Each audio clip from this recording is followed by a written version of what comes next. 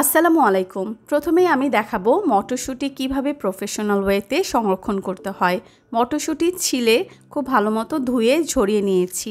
এখানে যতটুকু মটরশুঁটি সংরক্ষণ করব ততটুকুই দেখালাম। অলরেডি 7 কেজি স্টোর করে রেখেছি, তাই আমি এখানে অল্প করেই আজকে দেখিয়ে দিচ্ছি। একটা প্যানে পানি বসিয়ে দিয়েছি। পানিটা খুব ভালো মতো যখন ফুটে গেল, এবার আমি এখানে দিয়ে দিচ্ছি সেই আমাদের ধুয়ে রাখা মটরশুঁটিগুলো। এখন আমি যে স্টেপটা দেখাবো এটা পুরোপুরি অপশনাল।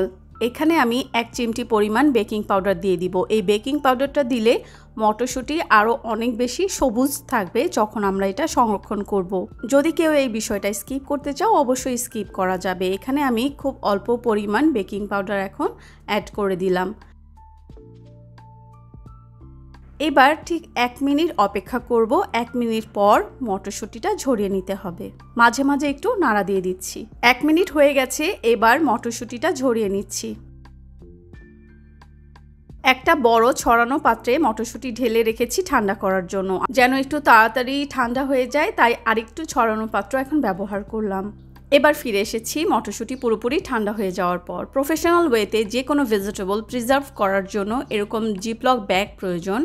এতে করে কি হয়, ভিতরের বাতাসটা খুব ভালো মতো বের করা যায়, এবং বাতাসটা বের করার জন্য আমি এখানে একটা স্ট্র ব্যবহার করছি।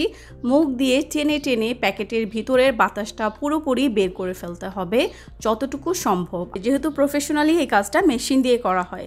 জিপলক ব্যাগটা পুরোপুরি বন্ধ করে কর্নারটা অল্প একটু ফাঁকা রেখেছি এবং ওইখানে স্ট্র ঢুকিয়ে মুখ দিয়ে বাতাসটা টেনে টেনে খুব ভালো মতো করে বের করে নিয়েছি। আমি চেষ্টা করেছি যতটুকু সম্ভব ভিতর থেকে পুরোপুরি বাতাসটা বের করে দেওয়ার জন্য। আর যদি এরকম জিপলক ব্যাগ না থাকে তাহলে যে কোনো পলি ব্যাগ কিংবা যে কোনো বক্সে করে এই মটরশুঁটিগুলো রেখে দেওয়া যাবে। এবং এবার আমি মটরশুঁটিটা ডিপ ফ্রিজে এভাবেই সংরক্ষণ করব। এবার দেখাচ্ছি কিভাবে টমেটো সংরক্ষণ করতে হবে। বাজার থেকে যতটুকু প্রয়োজন ততটুকু ফ্রেশ টমেটো নিয়ে এসেছি। খুব ভালো মতো ধুয়ে মুছে নিয়েছি টমেটোগুলো।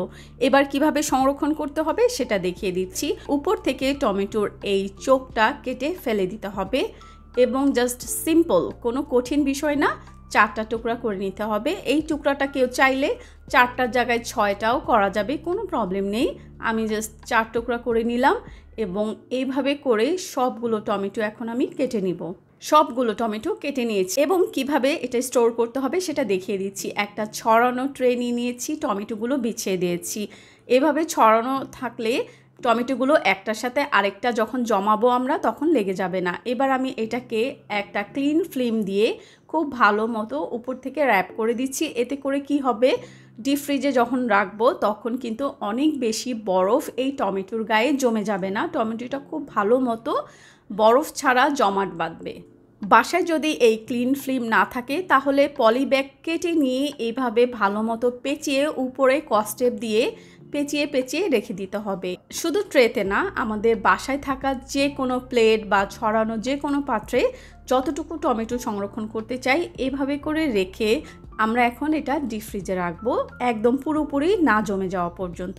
ট্রেতে রাখার পর কিছু টমেটো এভাবে স্টিলের প্লেটে করেও রেখেছিলাম। আমি এটা রাত্রে এভাবে করে রেখে দিয়েছিলাম এবং সকালবেলা এখন ফ্রিজ থেকে বের করে আমি সবাইকে আবার দেখাবো।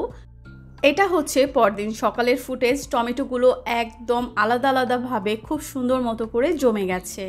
আমি উপর থেকে পলিটা সরিয়ে দেখাচ্ছি। যদি এই পলিটা না থাকতো তাহলে কিন্তু অনেক বেশি বরফ জমতো।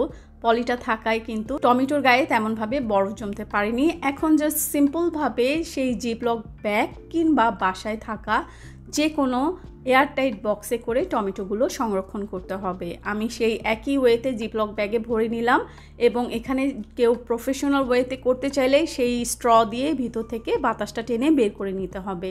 আমি আর বাতাসটা বের করলাম না, আমি এইভাবেই বক্সে এবং জিপলক ব্যাগে রেখে দিচ্ছি ডিপ ফ্রিজে।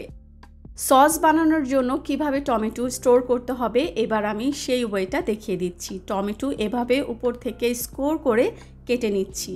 এবার যতটুকু টমেটো স্টোর করতে চাই সসের জন্য সেইগুলো টমেটো কেটে নিয়ে গরম পানিতে ঠিক 1 মিনিটের জন্য এই টমেটোটাকে সেদ্ধ করতে হবে। যখন 1 মিনিট হয়ে যাবে ঠিক 1 মিনিট পর টমেটোটাকে গরম পানি থেকে তুলে ফেলতে হবে। 1 মিনিট হয়ে গেছে, টমেটোগুলোকে তুলে নিচ্ছি। এভাবে pizza sauce, tomato sauce, pasta sauce, tomato ketchup, tomato puree, tomato paste যে কোনো কিছু বানানোর জন্য এভাবে কিন্তু টমেটোটা সংরক্ষণ করতে হবে। আমি উপর থেকে স্কিনটাকে ফেলে দিলাম এবং সেই আগের মতো করে 4 টুকরা করে টমেটো কেটে নিয়েছি। এবার এই সবগুলোকে যতটুকু আমি স্টোর করতে চাই সেটাকে আমি ব্লেন্ড করে নিলাম এবং এই ব্লেন্ড করা যে এখন পেস্টটা আমি এখানে দেখাচ্ছি সেই পেস্টটাকে এখন কি করতে হবে, যে কোনো বক্সে ভরে ডিপ ফ্রিজে সংরক্ষণ করব।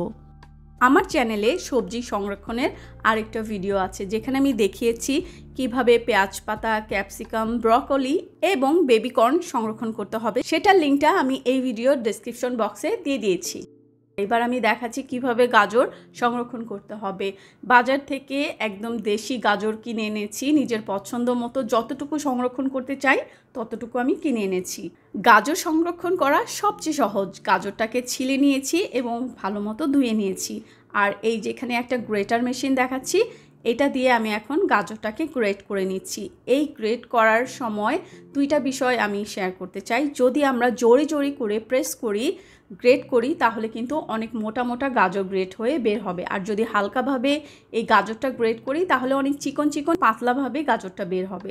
তো এটা নিজের রুচি অনুযায়ী ওইভাবে জোরে আস্তে প্রেস করে গাজরটা গ্রেট করে নিয়েছি। এখন আমি এভাবে করে যতটুকু আমার গাজর দরকার সবগুলো গ্রেট করে নিয়েছি। নুডলস, ফ্রাইড রাইস, পাস্তা ইত্যাদি রান্নায় এই শেপের গাজরটা কিন্তু আমাদের সুবিধা হয়, তাই আমি ওইভাবে কেটে নিয়েছি এবং এখানে একটা জিপলক ব্যাগ নিয়েছি। এই জিপলক ব্যাগে একদম টাইটভাবে ভিতরে পুরোপুরি ফিল করে গাজরগুলো ভরে নিয়েছি, তাই এখানে কিন্তু আর কোনো বাতাস নেই। আর স্ট্র দিয়ে সেই আমাদের বাতাসটাকে আর বের করাও লাগলো না। এখানে আমি গাজর সংরক্ষণের আরেকটা সিস্টেম দেখিয়ে দিচ্ছি। হালুয়া রান্না করার জন্য কিংবা অন্য যে কোনো কিছু রান্না করার জন্য এভাবে স্লাইস স্লাইস করে কিংবা টুকরা টুকরা করেও রাখতে পারি। এটা আমাদের সম্পূর্ণ নিজের উপরে ডিপেন্ড করে। এভাবে কেটে যে কোনো এয়ারটাইট বক্সে কিংবা পলিতে ভরে ফ্রিজে সংরক্ষণ করব। আমার ভিডিওটা ভালো লাগলে প্লিজ আমার চ্যানেলটা সাবস্ক্রাইব করার অনুরোধ রইল। আমি নতুন নতুন আরও অনেক ইজি রেসিপি নিয়ে খুব তাড়াতাড়ি চলে আসব। সে পর্যন্ত সবাই অনেক ভালো থেকো। Thanks for watching. আল্লাহ হাফেজ।